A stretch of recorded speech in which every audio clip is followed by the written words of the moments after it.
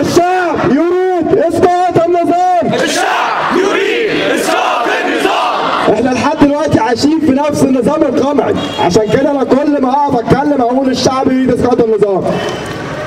وعايز اقول كلمه للناس كلها. كل ما بقابل حد بيقول لنا انتوا ليه ما بتطبقوش القانون؟ طب اسالوا اللي بيطبقوا معانا احنا القانون، سواء شرطه او نيابه او قضاء، هم فعلا بيطبقوا القانون؟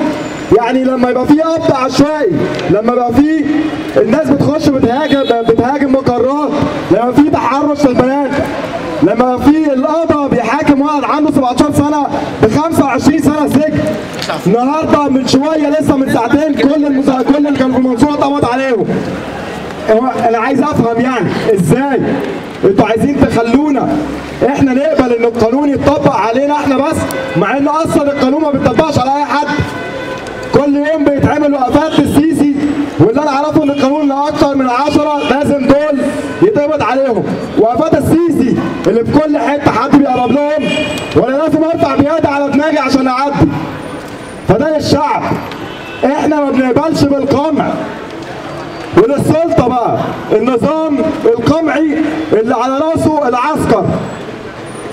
والله العظيم احنا ما بنخلص، لانه الموضوع بالنسبه لنا فكره مش اشخاص. خلصوا علينا واحد واحد، موتونا او احبسونا، الفكره ولا بتموت ولا بتتحبس.